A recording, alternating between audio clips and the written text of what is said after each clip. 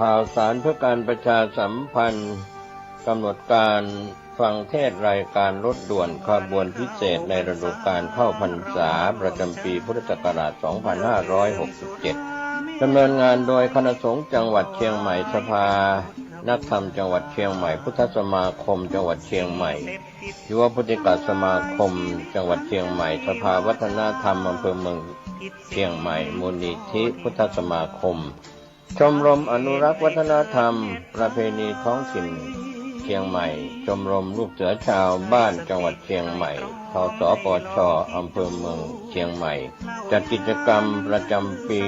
ดำเนินงานโดยคณะกรรมการบริหารงานกลุ่มหนุ่มสาวจังหวัดเชียงใหม่รถด่วนขบวนที่ 13 พฤหัสบดีที่ 17 ตุลาคม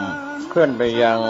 พุทธสถานเชียงใหม่ตำบลช้างคานอำเภอเมืองเชียงใหม่จังหวัดเชียงใหม่ 20 นาฬิกามีพิธีวันมอบโล่ก็เป็นกิจกรรมในรายการฟังเทศรถด่วนขบวนพิเศษประจำปี 2567 ดำเนินงานโดยคณะสงฆ์จังหวัดเชียงใหม่องค์กรเครือข่ายชาวพุทธจังหวัดเชียงใหม่งานนี้ดำเนินงานโดยคณะกรรมการบริหารงานกลุ่มหนุ่มสาวจังหวัดเชียงใหม่ก็เชิญท่านผู้ที่สนใจจะได้เดินทางไปร่วมฟังเทศน์บำเพ็ญกุศลกับรายการรถด่วนขบวนพิเศษทั้ง3ขบวนตั้งแต่ขบวนที่1จนถึง13ได้บุญได้กุศลจากการฟังธรรมบำเพ็ญบุญบารมีในช่วงเทศกาลเข้าพรรษาและออกพรรษาได้บุญโดยทั่วหน้ากันสวัสดีครับ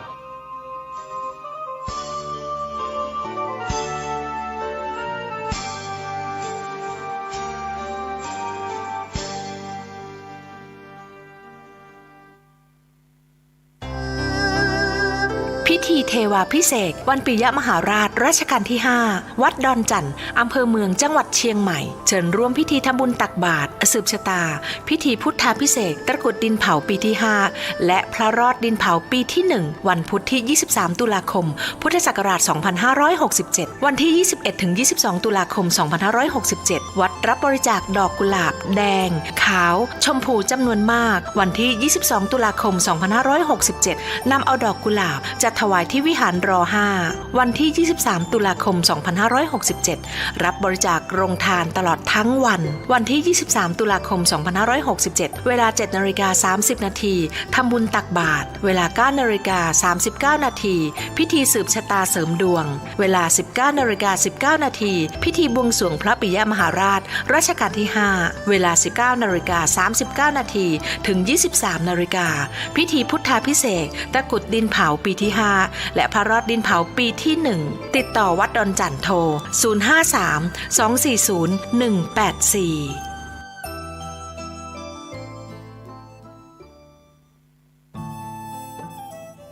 ท่านกำลังติดตามรับฟังสถานีวิทยุกระจายเสียงพระพุทธศาสนาแห่งชาติและสังคมคลื่นเพื่อการศึกษาพระพุทธศาสนาและวัฒนธรรมระบบ FM 104.5 เมกะเฮิรตซ์รายการต่อไปเป็นรายการคดีโลกคดีธรรม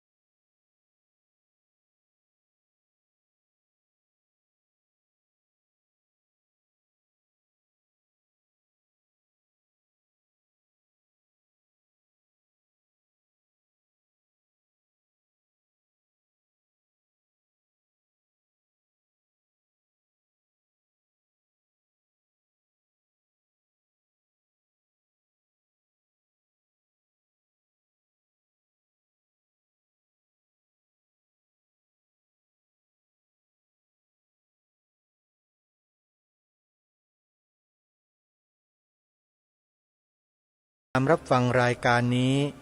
ทางโทรศัพท์มือถือของท่านได้แต่ต้องดาวน์โหลดแอปพลิเคชันที่ชื่อว่าวิทยุพุทธศาสนาทั่วไทยไว้ในโทรศัพท์เสียก่อนเมื่อดาวน์โหลดไว้ได้แล้วก็สามารถเลือกรับฟังรายการคดีโลกคดีธรรมทางสถานีวิทยุที่มีชื่อต่อไปนี้ตามเวลาดังนี้เวลา 9 นาฬิกาสามารถติดตามรับฟังรายการนี้ได้ทางสถานีวิทยุวัดหนองกายวัดอารามมงคลวัดศรีอุดมวงศ์เวลา 10 นาฬิกาฟังได้อีกครั้งหนึ่งทางสถานีวิทยุวัดป่าจริยธรรมและวัดสามชุกเวลา 11 นาฬิการับฟังพร้อมกับติดตามรับชมถ่ายทอดสดทาง YouTube ที่สถานีวิทยุวัดฝายหินทาง YouTube ก็ชื่อเดียวกันวัดฝายหิน11 นาฬิกานี้จะมีถ่ายทอดสดทาง YouTube ด้วยทางช่องวัดฝายหินนะโยมนะและเวลา 13 นาฬิกาบ่ายโมงตรงรับฟังได้อีกครั้งหนึ่งทางสถานีวิทยุวัดบ้านปลาคูนและช่วงดึกเวลาประมาณเที่ยงคืนหรือตีหนึ่งมีอยู่2 เวลานี้มาบางวันก็ออกเที่ยงคืนบางคราวก็ออกตีหนึ่งสามารถรับฟังได้ทางสถานีวิทยุวัดฝายหินกราบขอบพระคุณครูบาอาจารย์พระเถรานุเถระทุกรูปที่ติดตามรับฟังรายการคดีโลกคดีธรรมโดยเฉพาะ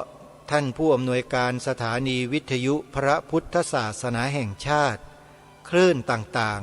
ๆที่เอื้อเฟื้อเวลาให้กับรายการคดีโลกคดีธรรมได้ทำหน้าที่นำสาระที่เป็นประโยชน์ต่อส่วนรวมมาให้ท่านผู้ฟังในฐานะที่เป็นลูกหลานไทยของเราได้ติดตามรับฟังศึกษาเรียนรู้ด้วยกันรายการนี้ยินดีที่จะสนับสนุนส่งเสริมการทำประโยชน์เพื่อส่วนรวมอะไรก็ตามที่เป็นประโยชน์เพื่อส่วนรวมแล้วทางรายการยินดีสนับสนุนเรื่องของชาติเรื่องของพระพุทธศาสนาเรื่องของสถาบันพระมหากษัตริย์และเรื่องของความเป็นไทยทั้ง4 เสา 4 หลักนี้คืออุปมาเหมือนเสาเรือนหากว่าเสียไปเสาใดเสาหนึ่งความมั่นคงของเรือนก็จะเริ่มลดน้อยลงโดยเฉพาะเสาเรือนที่อยู่ด้านหน้าคือเสาเรือนพระพุทธศาสนากับเสาเรือนพระมหากษัตริย์ที่ต้องรองรับน้ำหนักไว้ตั้งแต่เบื้องต้นจะสูญเสียไม่ได้ส่วนสถาบันชาติกับความเป็นไทยนั้นเป็นสำคัญรองลงมาแต่ถามว่าสำคัญทั้ง4ไหมสำคัญเหมือนกันหมดแต่ต่างกันตรงที่ภาระการรับน้ำหนักจะแตกต่างกันเรือนด้านหน้าจะมีน้ำหนักมากกว่าเรือนด้านหลังเพราะจะต้องแบกรับตัวนอกชานตัวระเบียงและสิ่งของต่างๆเป็นจำนวนไม่น้อยเลยจึงต้องรับภาระเยอะจะต้องแข็งแกร่งกว่าเสา2ด้านหลังนี่คือข้ออุปมาให้ท่านสาธุชนได้รับทราบรายการคดีโลกคดีธรรมนั้น จัดรายการนี้เพื่อเตือนพวกเราให้อยู่ในความไม่ประมาทอะไรที่สามารถเป็นมาตรการในการระวังและป้องกันได้ก็จะเสนอแนวทางนั้นให้พวกเราได้ช่วยกันเหมือนอย่างที่ทางรายการเคยนำเสนอมาโดยตลอดว่าเรื่องการรักษาสถานะความสำคัญของสถาบันหลักของชาติโดยเฉพาะสถาบันพระพุทธศาสนา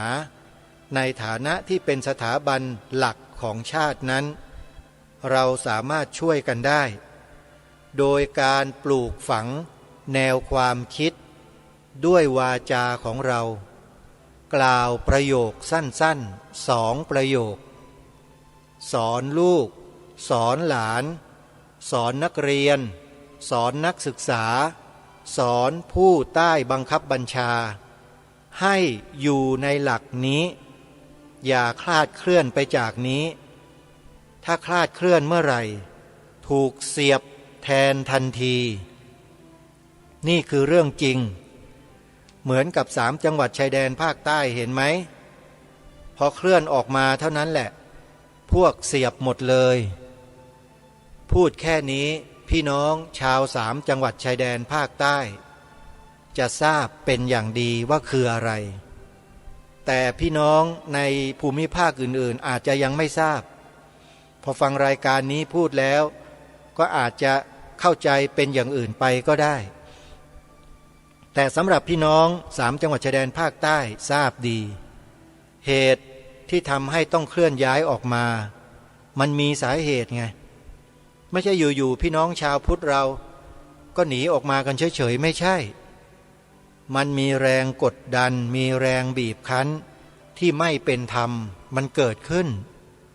แล้วหาความเป็นธรรมไม่ได้เลยที่นั่นไม่มีฮะมีแต่อัตตาตัวตนมีแต่ตัวกูของกูอย่างเดียวคนอื่นไม่เกี่ยวนี่คือลัทธิความเชื่อ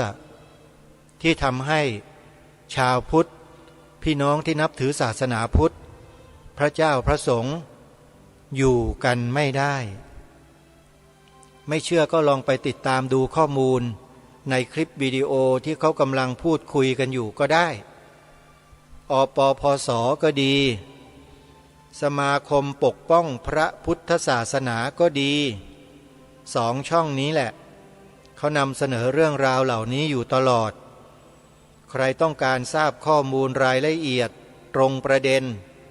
ติดตามดู2 ช่องนี้ช่องที่1อปพสอักษรพยัญชนะไทย4 ตัวออ่างปอปลาพอพานสอเสืออปพสพิมพ์เข้าไปใน YouTube เลยแล้วท่านจะทราบข้อเท็จจริงเองติดตามรับชมรับฟังก็แล้วกันอีกช่องหนึ่งคือสมาคมปกป้องพระพุทธศาสนาองค์กรเหล่านี้เขาทำงานด้วยความเสียสละไม่ได้มีการค้ากำไรหรือทำธุรกิจใดๆไม่มีใครอยู่เบื้องหลังทั้งสิ้นสิ่งที่อยู่เบื้องหลังเขามีอย่างเดียวคือจิตสำนึก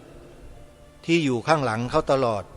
คอยหนุนคอยผลักคอยดันให้เขาทำหน้าที่อยู่คือจิตสำนึกนี่แหละคือตัวที่อยู่เบื้องหลังจริงๆเหมือนกับผู้ดำเนินรายการคดีโลกคดีธรรมเหมือนกันเป๊ะเลยรายการนี้ทำมาก่อน2 กลุ่มนี้ตั้งนานแล้วอันนี้ก็เรียกว่ารุ่นน้องรุ่นหลังสมาคมปกป้องพระพุทธศาสนาก็ดีหรืออปพสเนี่ยมาทีหลังทั้งนั้น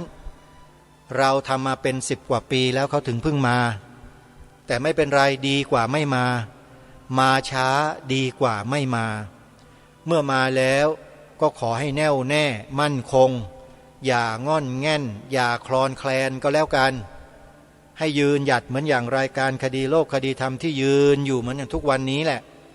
โดนทั้งทุบทั้งสับทั้งด่าทั้งว่าทั้งตำหนิทั้งเตือนทั้งอะไรสารพัดโดนอยู่ตลอดไม่เคยหยุดทุกวันก็ยังโดนตอนนี้ก็โดนเนี่ยที่พูดอยู่เนี่ยโดนเหมือนกัน เป็นธรรมดาท่านผู้ฟังสภาวะหรือสภาพของจิตใจคนเราแตกต่างกันเป็นเรื่องปกติอย่าว่ากันอย่าตำหนิกันอย่าไปทำร้ายกันด้วยกายวาจาใจไม่ต้องทำร้ายแต่จงนำเสนอข้อเท็จจริงให้สังคมรับรู้รับทราบเพื่ออะไรล่ะ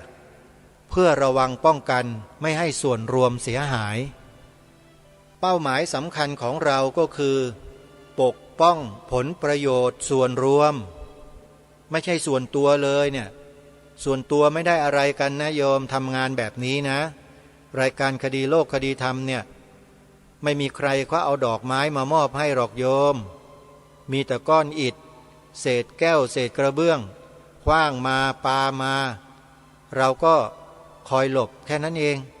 อย่าให้มันถูกมาแล้วก็บาดเจ็บแล้วก็รักษาแผลให้มันหายแล้วเราก็ทำหน้าที่ของเราไปอย่างเนี้ยเป็นธรรมดาโยมการลงสนามรบจะไม่มีบาดเจ็บมันเป็นไปไม่ได้นะเพราะฉะนั้นทหารกล้าทั้งหลายที่อยู่ในสมรภูมิรบเนี่ยใครหันหลังหนีกลับตายอย่างเดียวฮะประหารชีวิตสมัยอดีตนะโบราณเนี่ยเพราะฉะนั้นสู้จนตัวตายฉันใดก็ฉันนั้นเหมือนกันประเทศชาติบ้านเมืองไทยเราเนี่ยที่อยู่รอดปลอดภัยเป็นเอกราชนครมาให้แก่พวกเราเชิดชูศักดิ์ศรีเกียรติยศของพวกเรากันทุกวันนี้ได้เนี่ยเพราะบรรพบุรุษเราทำกันแบบนี้แหละเสียสละทุ่มเทไม่ถอยหลังเดินหน้าอย่างเดียวขวากหนามอะไรต่างๆที่อยู่ข้างหน้ามีหน้าที่ลุยเข้าไปอย่างเดียวไม่เกี่ยวว่าชีวิตจะเป็นอย่างไรแต่ขอให้ชาติพระพุทธศาสนาสถาบันพระมหากษัตริย์และความเป็นไทย4นะ4เสานะไม่ใช่3แล้วนะตอนนี้ต้อง4ความเป็นไทยต้องรักษาไว้ด้วย4เสาเนี้ยเราต้องรักษาไว้เพื่อให้เรือนคือบ้านเมืองนี้อยู่อย่างมั่นคงเป็นเอกราชต่อไปพูดอย่างกับนักรบเลยนะโยมเนาะเหมือนกับไม่ใช่พระเลยใช่ไหมพระโยมที่พูดหนักกว่านี้ด่าหยาบกว่านี้ก็เยอะแยะโยมเคยฟังไหมใน YouTube อะรายการนี้ไม่มีคำหยาบคายนะไม่มีหยาบคายถึงขนาดรุนแรงถึงขนาดใช้ไม่ได้ไม่ใช่แต่ว่าจะใช้น้ำหนักเสียงมากกว่านะหนักในเรื่องของเสียงหนักแน่นมั่นคงนะไม่มีการโอ้ยเหมือนกับเพลงที่เขาร้องกันอยู่ไม่ใช่นะไม่มีมารยาสาไถใดๆทั้งสิ้นทุกอย่างตรงไปตรงมาพูดสัจจะคือความจริงสีขาวในธงชาติไทยหมายถึงพระพุทธศาสนาเท่านั้นนี่เขาเรียกว่าสัจจะความจริงก็ต้องรักษาสัจจะไว้ไงจะไปทำเป็นคนสับปรับปลิ้นปล้อนเหมือนกับคนอื่นที่ไปบิดเบือนสีขาวธงชาติไม่ได้คนเหล่านั้นจะใหญ่โตมายังไงจะมียศถาบรรดาศักดิ์แค่ไหนถ้าปลิ้นปล้อนถือว่าใช้ได้ไหมล่ะถ้าปลิ้นปล้อนใช้ได้ไหมสัจจะความจริงความถูกต้องนี่แหละจึงบ่งบอกถึงความเป็นมนุษย์เป็นคนไทยลูกหลานไทยที่แท้แต่ใครปลิ้นปล้อนออกนอกนี้ไม่ใช่ให้เรายืนหยัดในข้อนี้กันไว้สิจริงไหมฮะเราไม่ยืนหยัดกันเองไม่ช่วยกันทางรายการรณรงค์ให้พวกเราได้กล่าวคำนี้ประโยคนี้กันเรื่อยๆกล่าวไปเถอะพูดไปเถอะพระพุทธศาสนาเป็นศาสนาประจำชาติไทยของเราประโยคนี้พูดเยอะๆพูดบ่อยๆพูดเรื่อยๆสอนลูกบอกหลานให้พูดให้เขารู้จักพูดไม่งั้นไม่มีเหลือมันหมดไปจากมโนสำนึกเลยมีการกระทำมีเจตนาที่ต้องการให้หมดนะตรงเนี้ยนะอยากจะรู้ว่าใครก็ลองพูดไปเรื่อยๆไปพูดในโรงเรียนสอนโรงเรียนในโรงเรียนครูพระสอนศีลธรรมไปสอนเด็กสิครับเด็กนักเรียนแล้วท่านจะรู้ว่าใครที่ต่อต้านท่านเดี๋ยวท่านจะรู้เองท่านอย่าเพิ่งเชื่อแต่ท่านจงนำเอาประโยคเหล่านี้ไปสอนเด็กสอนเยาวชนลูกหลานเราในโรงเรียนในครอบครัวให้เขากล่าวว่าพระพุทธศาสนาเป็นศาสนาประจำชาติไทยของเรา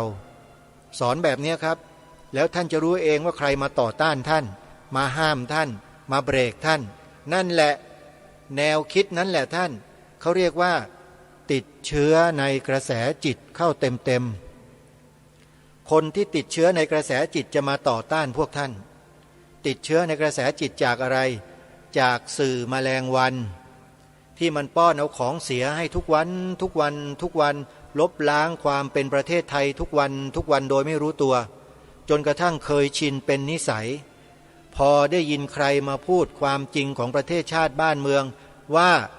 พระพุทธศาสนาเป็นศาสนาประจำชาติไทยของเราเท่านั้นแหละดิ้นชักดิ้นงอออกมาต่อต้านออกมาไม่เห็นด้วยมากล่าวมาพูดเรียกไปคุยเลยครูพระสอนศีลธรรมทั่วประเทศจะลองดูก็ได้นะครับผมไม่ได้สงวนลิขสิทธิ์ไม่เชื่อลองไปสอนเด็กในโรงเรียนสิฮะถือไมโครโฟนในขณะที่อบรมเด็กอยู่นะครับจำนวนพันจำนวนร้อยเนี่ยลองพูดสิครับแล้วก็ให้เด็กพูดตามพระพุทธศาสนาเป็นศาสนาประจำชาติไทยของเราลองดูสิครับจะมีใครออกมาดิ้นให้ท่านเห็นถ้าไม่มีก็ถือว่าโชคดีไปโรงเรียนนั้นแต่ถ้าโรงเรียนไหนมีให้ตั้งข้อสังเกตไว้ว่าคนที่ออกมาดิ้นไม่พอใจหรือว่ามาห้ามเนี่ยมีที่มาที่ไปยังไงแล้วจะไปข้างหน้ายังไงจะนำพาเด็กเยาวชนลูกหลานไทยเราไปทิศทางไหนคอยสังเกตคอยจับตาดูนี่แหละเขาเรียกว่าไหวพริบปฏิภาณท่านใช้หลักแค่นี้หลักความจริงของประเทศเนี่ยนะครับไปตรวจสอบมนุษย์ในสังคมนี้ไม่ยากเลย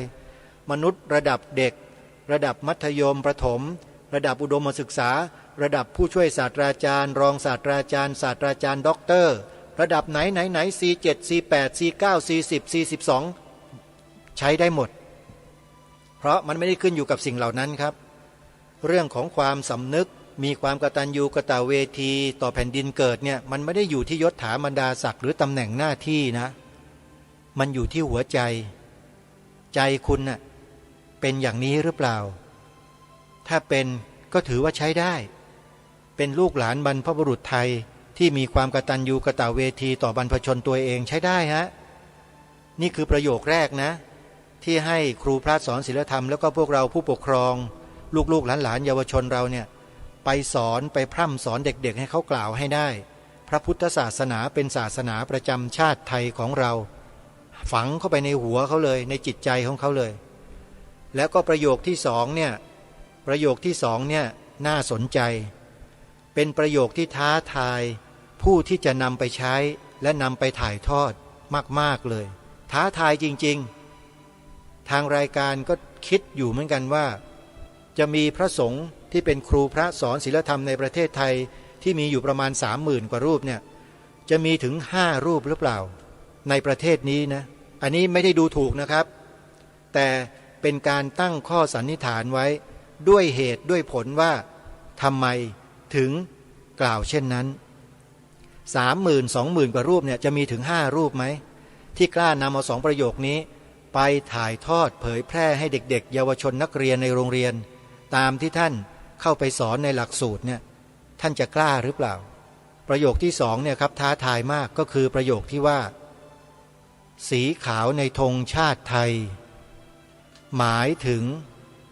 พระพุทธศาสนาเท่านั้น 30,000 กว่าชีวิตสำหรับครูพระสอนศีลธรรมของทั้ง2มหาวิทยาลัยสงฆ์นะครับฟังไว้นะครับผมเชื่อว่ามีครูพระเนี่ยไปนำเสนอต่อกองเลขาก็ได้ทั้ง2สถาบันนั่นแหละของมหามกุฏและมหาจุฬาเนี่ยว่าผมเป็นคนพูดในรายการว่าท่านทั้งหลายเนี่ยจะมีสักไม่ถึง10รูปละเอาอย่างนี้แล้วกันในจำนวน 20,000 กว่ารูปเนี่ยท่านไม่กล้านำเอาประโยค2ประโยคนี้ไปสอนเด็กนักเรียนในโรงเรียนแน่นอนเพราะเหตุผลอะไรผมไม่ทราบครับนั่นหมายความว่าความเท็จอยู่เหนือกับความจริงคนเราในยุคนี้เราก็จะสามารถสันนิษฐานได้เลยว่านิยมความเท็จมากกว่าความจริงยกย่องความเท็จมากกว่าความจริงแล้วอย่างนี้ประเทศชาติบ้านเมืองพระพุทธศาสนาของเราจะเป็นไปยังไงล่ะในอนาคตถ้าจิตใจของคนในประเทศเป็นอยู่อย่างนี้กันเนี่ยจ จริงไหมฮะท่านผู้ฟังว่าจริงไหมอันนี้ไม่ได้ด่าไม่ได้ว่านะครับ ตั้งประเด็นขึ้นมาแล้วก็ยิงคำถามไป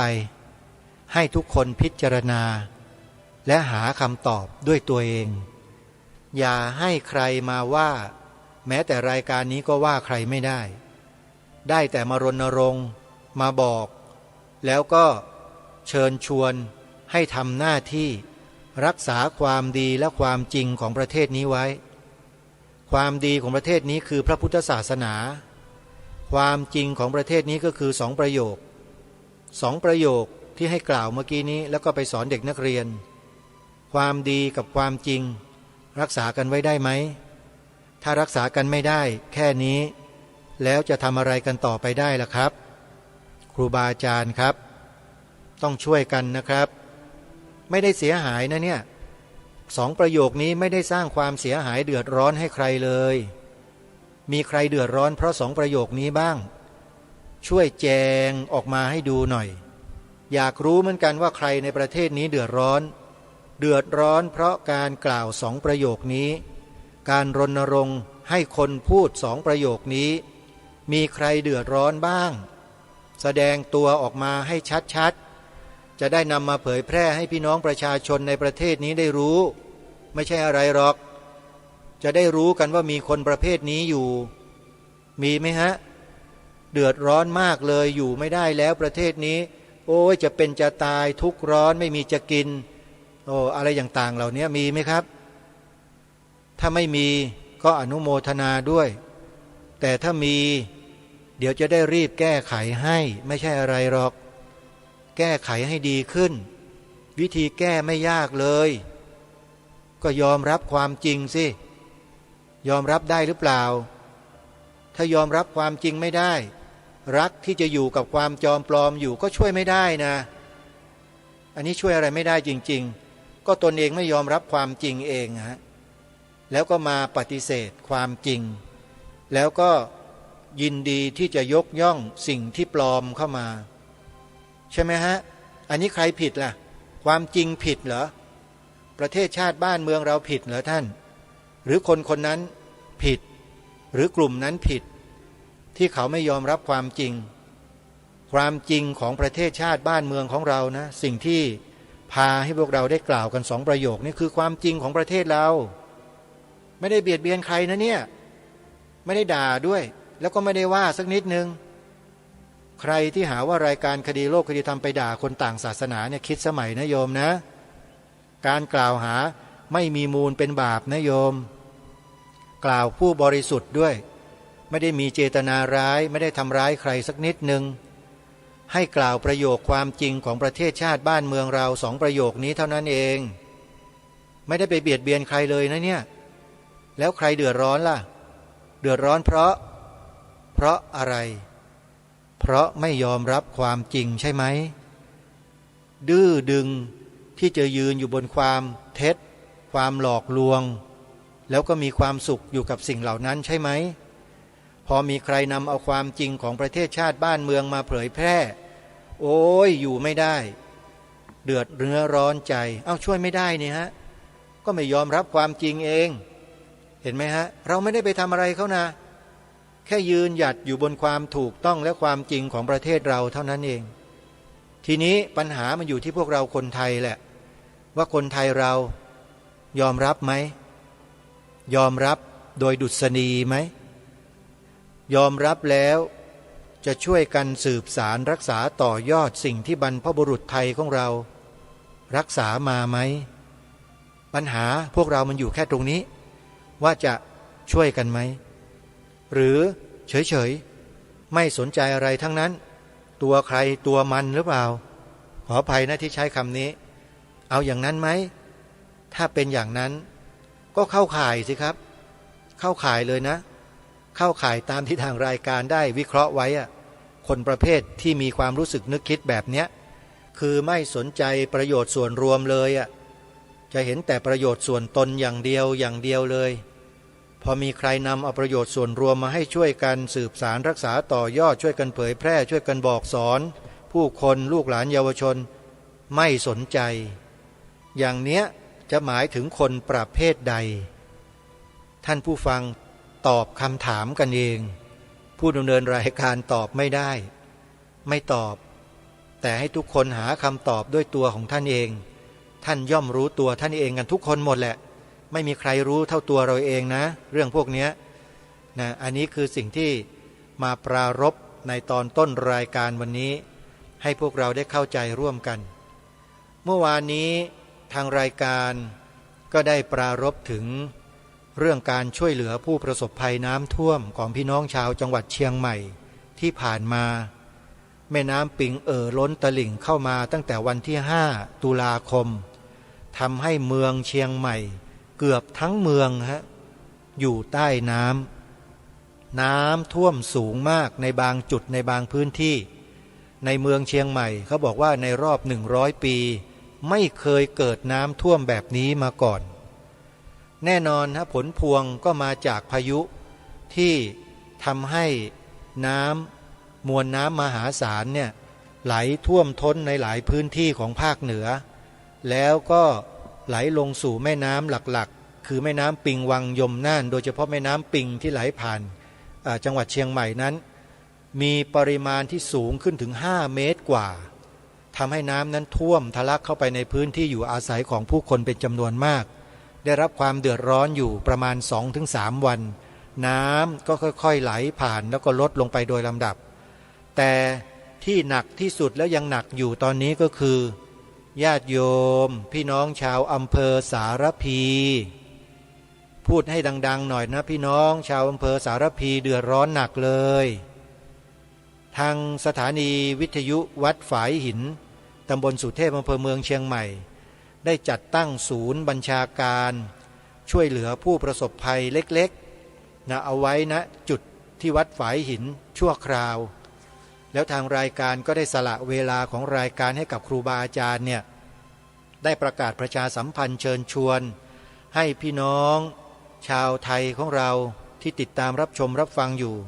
ได้ช่วยกันบริจาคเข้าไปให้กับศูนย์บัญชาการดังกล่าวที่ช่วยเหลือผู้ประสบภัยวัดฝายหินเนี่ยเพื่อจะได้นำปัจจัยนั้นไปจับจ่ายซื้อวัตถุดิบมาปรุงเป็นอาหารแล้วก็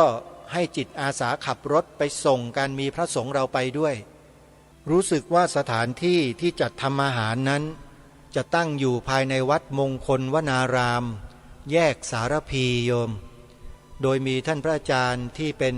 ผู้จัดรายการวิทยุอยู่ในสถานีวิทยุของวัดฝายหินคลื่นสีขาวนี่แหละนะท่านก็เป็นวิทยากรคอยแจ้งบอกสถานการณ์แล้วก็บอกบุญให้ญาติโยมได้ร่วมช่วยเหลือพี่น้องผู้ประสบอุทกภัยของอำเภอสารพีที่หนักมากออกมาซื้ออาหารการกินไม่ได้เลยนะต้องขังตัวเองอยู่ในบ้านมา 2-3 วันนะก็ลำบากลำบนมากก็ร่วมด้วยช่วยกันนะฮะสำหรับท่านใดที่จะร่วมโอนปัจจัยเข้าไปสนับสนุนนะกองบัญชาการช่วยเหลือผู้ประสบภัยย่อยๆของวัดฝายหินนะโยมนะสามารถโอนปัจจัยเข้าไปได้ที่ธนาคารกรุงไทยเลขบัญชี536-309-5491ธนาคารกรุงไทยเลขบัญชี536-309-5491ชื่อบัญชีพระสมชาติแต้มคมชื่อบัญชีพระสมชาติแต้มคมโยมจดให้หมดนะจะได้เช็คดูเบอร์บัญชีชื่อบัญชีให้ชัดๆสำหรับท่านใดที่จะโทรศัพท์สอบถามนะสอบถามรายละเอียดเกี่ยวกับการบริจาคช่วยเหลือผู้ประสบภัยน้ำท่วมเชียงใหม่โยมโทรไปที่เบอร์โทรศัพท์หมายเลขนี้หมายเลขเดียวนะ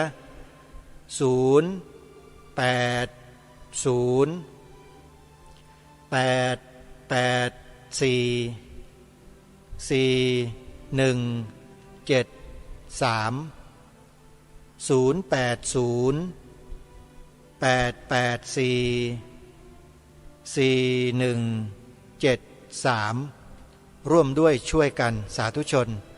พี่น้องชาวไทยเราไม่ว่าจะอยู่ในภูมิภาคใดก็แล้วแต่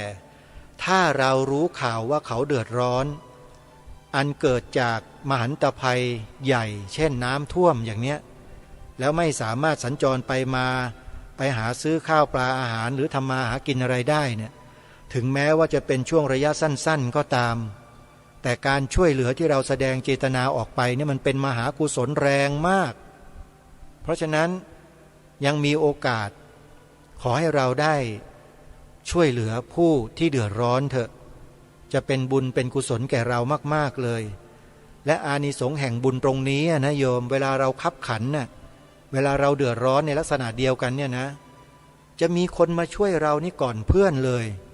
เพราะอานิสงส์แห่งบุญที่เราช่วยผู้อื่นนี่แหละเชื่อเถอะบุญกุศลกรรมดีทั้งหลายที่เราทำด้วยเจตนาอันมั่นคงเนี่ยจะช่วยหนุนช่วยส่งเราอยู่ตลอดทั้งชีวิตนี้ทั้งภพนี้แล้วก็ภพหน้าด้วยอาตมาภาพยังร่วมบริจาคไปเมื่อวันจันทร์ที่ผ่านมาเนี่ยจันทร์ที่7 ตุลาคมบริจาคเข้ากองทุนช่วยเหลือผู้ประสบภัยที่วัดฝายหินเนี่ย1,000 บาทโยมเห็นญาติโยมโทรเข้าไปบริจาคกัน100 200 300 500 200 100อาตมาภาพในฐานะเป็นผู้ดำเนินรายการคดีโลกคดีธรรมอยู่กับสถานีวิทยุวัดฝายหินอยู่เนี่ยอดใจไม่อยู่บริจาคไปเลย 1,000 บาทเบื้องต้นแล้วเดี๋ยวจะได้บอกบุญกับญาติโยมทั่วๆไปเนี่ยให้มาช่วยกันอีกนะโยมนะยังภัยพิบัติจากน้ำจากลมจากพายุจากแผ่นดินไหวยังรอที่จะเกิดขึ้นอีกหลายระลอกอันนี้ไม่ได้พูดให้เกิดความตื่นกลัวนะโยมแต่บอกไว้ให้ระวังให้ไม่อยู่ในความไม่ประมาทให้เตรียมระวังป้องกันเอาไว้นะนักวิทยาศาสตร์ของนาซาก็ดีนักธรณีวิทยานักพยากรณ์อากาศทั้งหลายทั้งปวงต่างก็พยากรณ์เหตุการณ์ที่จะเกิดขึ้นในอนาคตที่คล้ายคลึงหรือเหมือนกันเอาไว้หมดเลยทุกสำนักเหมือนกันเลยว่าน้ำจะท่วม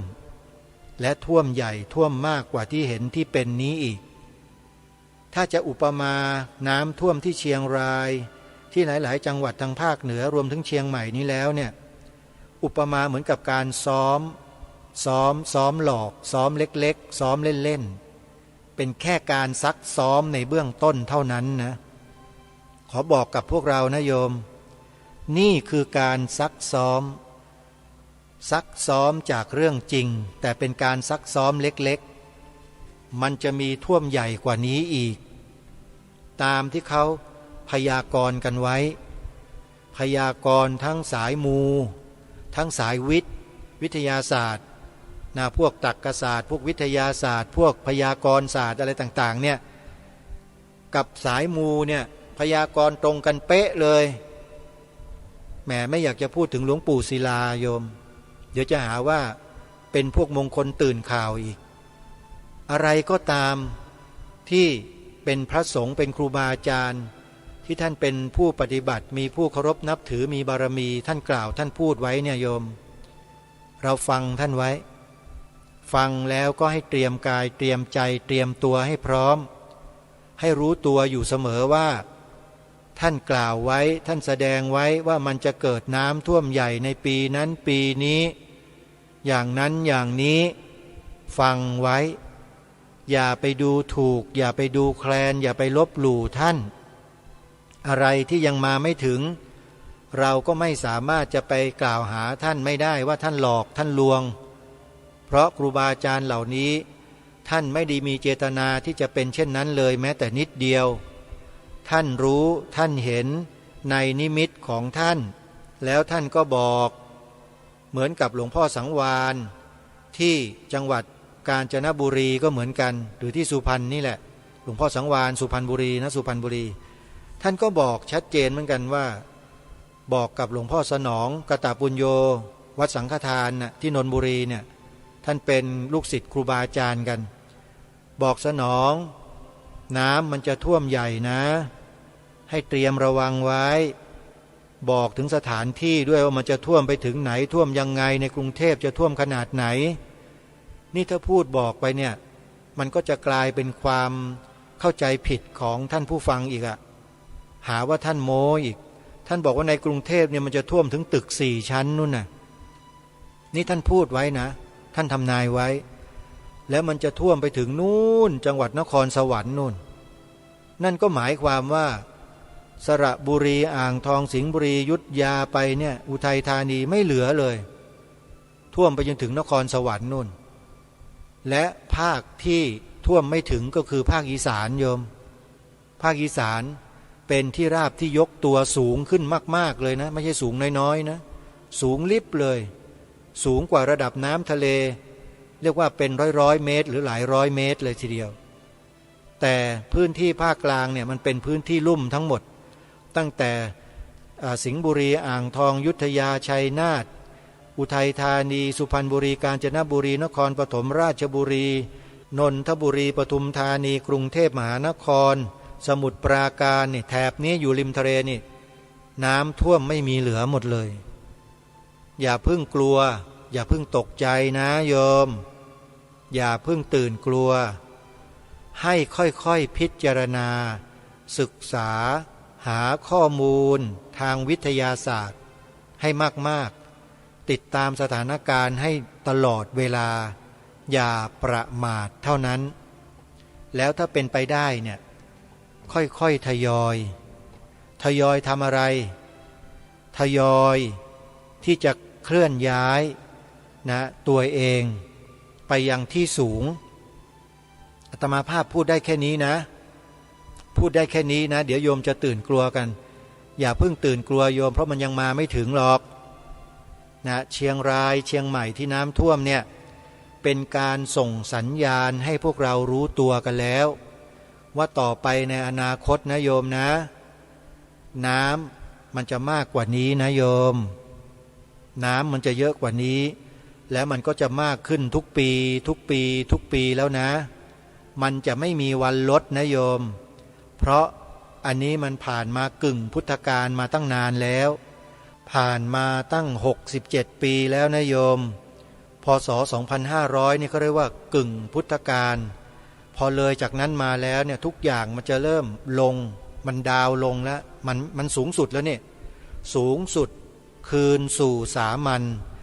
ตั้งแต่ปีพระพุทธศักราช 2500 ไปเรื่อยไปเนี่ยจะมีแต่สถานการณ์ที่ไม่น่าพึงปรารถนาเกิดขึ้นในโลกมนุษย์ของเราเรื่อยๆใครที่รักษาศีลเจริญภาวนาอยู่เนืองนิดคนเหล่านี้จะรอดพ้นทั้งปัจจุบันและพ้นในอนาคตเรียกว่าพ้นก็แล้วกันแหละใครที่ดำรงตนมั่นอยู่ในศีลสมาธิปัญญาให้ทานรักษาศีลเจริญภาวนาอยู่เนืองนิดจะอยู่รอดและปลอดภัยบุญจะพาให้ท่านรอดไม่ใช่อย่างอื่นนะบุญเท่านั้นนะครับที่จะพาท่านรอดถ้าใครที่ไม่ได้ทำบุญไว้เลยทำแต่บาปเห็นแก่ตัวไม่ช่วยเหลือคนอื่นเลยเนี่ยพอถึงเวลาคับขันจะไม่มีใครมาช่วยนะคนพวกนี้จะให้รวยล้นฟ้าเพียงใดก็ตามแต่ถ้าไม่เคยช่วยเหลือผู้อื่นก็ไม่มีใครมาช่วยเขาเหมือนกันเผลอๆก็จะนอนจมกันอยู่ในน้ำตรงนั้นไปไหนไม่ได้นั่นแหละนะอันนี้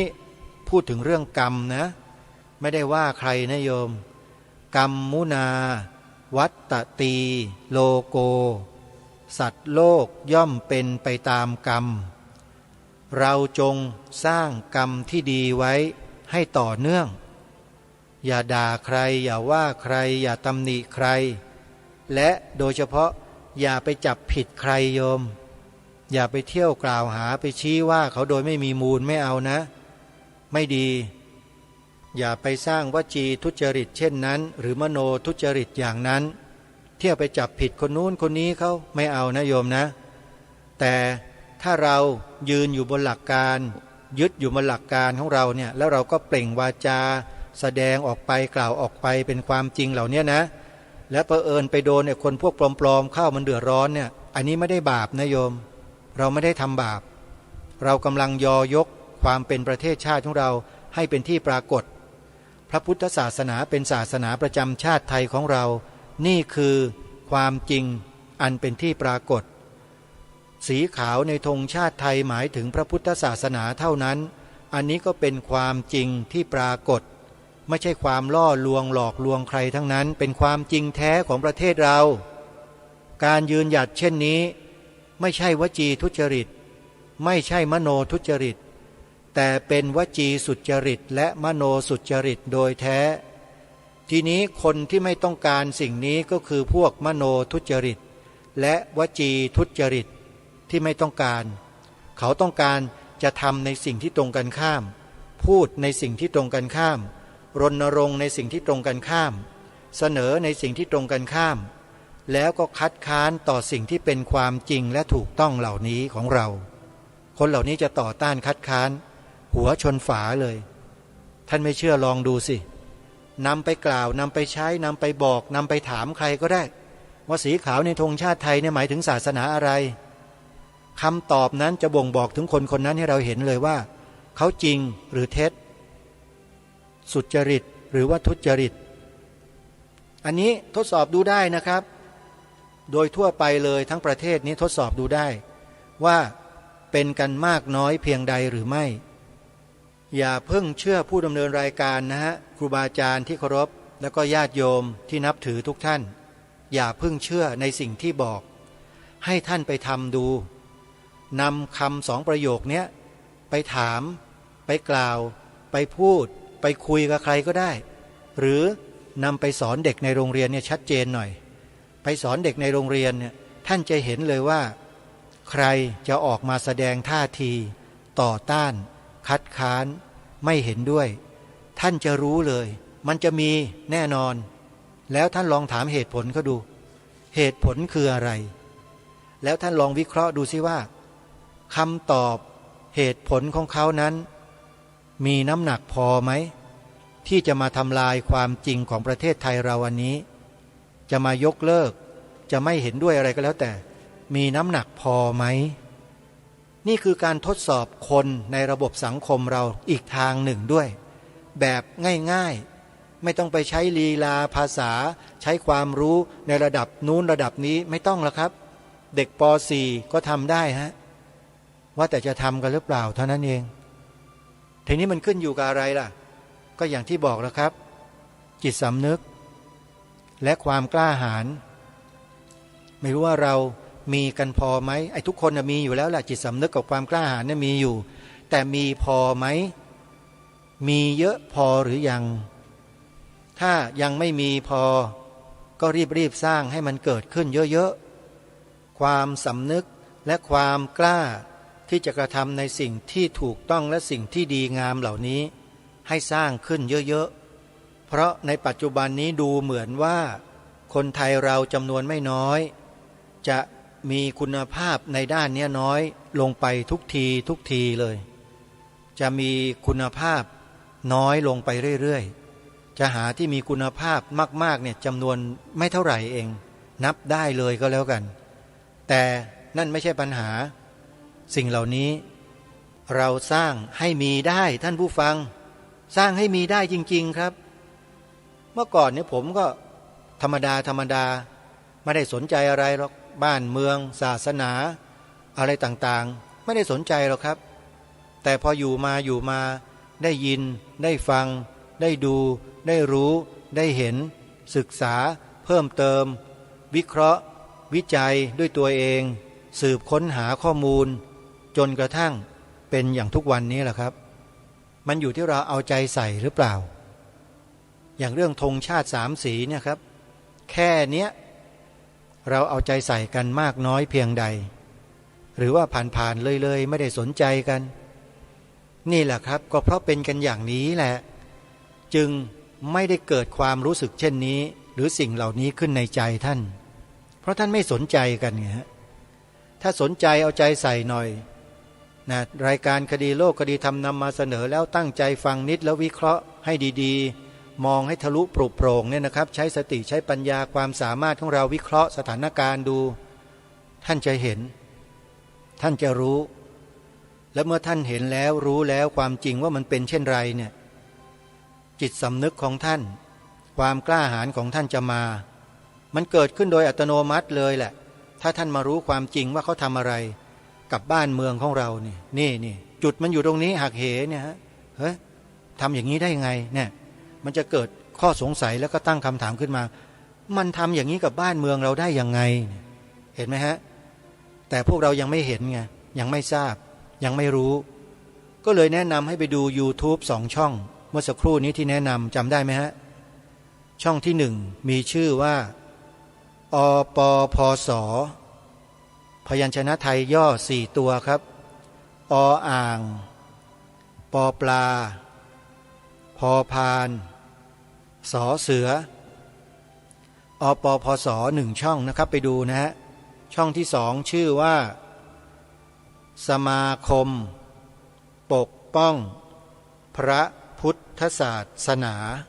2ช่องนี้เลยทำความรู้ให้เกิดขึ้นแล้วท่านจะเกิดความรู้สึกในใจของท่านขึ้นมาเองถ้าท่านได้สั่งสมบุญบารมีมีบุญสัมพันธ์กับบรรพชนในอดีตสิ่งเหล่านี้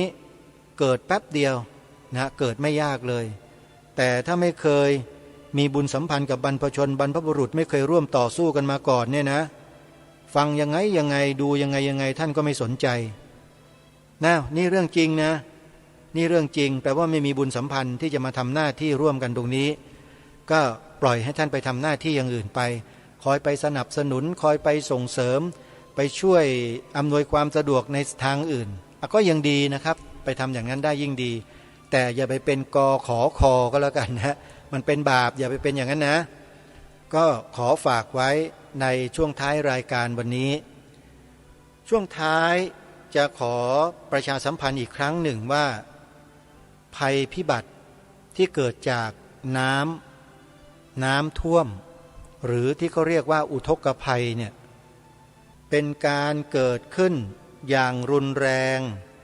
ครั้งแรกในประวัติศาสตร์ของพวกเราคนไทยเรายังไม่เคยเจอเช่นนี้กันมาก่อนในรอบ100-200 ปีญาติโยมเราเพิ่งมาเจอแล้วการเกิดเหตุการณ์อย่างนี้ขึ้นนั่นหมายความว่าธรรมชาติเข้ามาเตือนเราแล้วนะเป็นการซักซ้อมให้พวกเรารู้ตัวกันว่าธรรมชาติเขาจะไม่ปล่อยไว้แต่เพียงเท่านี้นะมันจะมีอะไรที่มากกว่านี้อีกเตือนพวกเรากันไว้ถ้าเป็นไปได้โยกย้ายได้ก็รีบโยกย้ายนะตรงไหนที่ใดที่มันจะมีน้ำท่วมมันเกิดความเสียหายเนี่ยเราก็ทำให้มันเบาบางลงได้จะทำอย่างไรจะย้ายขึ้นไปแล้วใช้ชั้นล่างเป็นอะไรในอาคารในตึกก็พิจารณากันตั้งแต่เดี๋ยวนี้เลยเพราะธรรมชาติเขาไม่ได้บอกไม่ได้ส่งสัญญาณว่าเขาจะมาเกิดภัยพิบัติจะเกิดความรุนแรงขึ้นเวลานั้นเวลานี้วันนั้นไม่มีบอกนะครับมันเกิดขึ้นได้ตลอดถ้าสภาพอากาศแปรเปลี่ยนอยู่ตลอดภัยธรรมชาติก็จะเกิดขึ้นได้ตลอดเหมือนกันเพราะฉะนั้นฝากไว้ช่วงท้ายรายการติดตามสถานการณ์ข่าวสารข้อมูลกันให้ต่อเนื่องเพื่อระมัดระวังป้องกันร่วมกันแล้วก็เตรียมมาตรการทางหนีทีไล่ไว้ให้ดีนะฮะเพราะถ้ามันเกิดพิบัติหนักขึ้นแทนที่มันจะท่วมแค่ตึกชั้นเดียวมันไปถึง2ชั้น3ชั้นเนี่ยหมดแล้วนะครับเลิกอยู่แล้วเมืองนั้นเนี่ยถ้าเป็นสมัยโบราณนี่เขาทิ้งเมืองล้างเลยนะครับเขาไม่อยู่แล้วครับถ้าเกิดภัยพิบัติแบบนี้นะคนโบราณเขารู้เลยว่ามันจะไม่ได้เกิดแค่นี้ครั้งเดียวมันจะหนักแรงยิ่งกว่านี้อีกอันนี้ฝากไว้เป็นข้อคิดนะอย่าเพิ่งตื่นกลัวกันนะโยมนะก็ขอฝากไว้ช่วงท้ายรายการวันนี้เวลาของรายการหมดท่านผู้ฟังต้องขอสมมุติยุติไว้แต่เพียงเท่านี้พบกับรายการได้ใหม่ในวันต่อไปขอความสุขความสวัสดีในธรรมแห่งองค์สมเด็จพระบรมศาสดาสัมมาสัมพุทธเจ้าจงปรากฏเกิดมีขึ้นในจิตใจของท่านผู้ฟังทุกท่านทุกคนเทอญ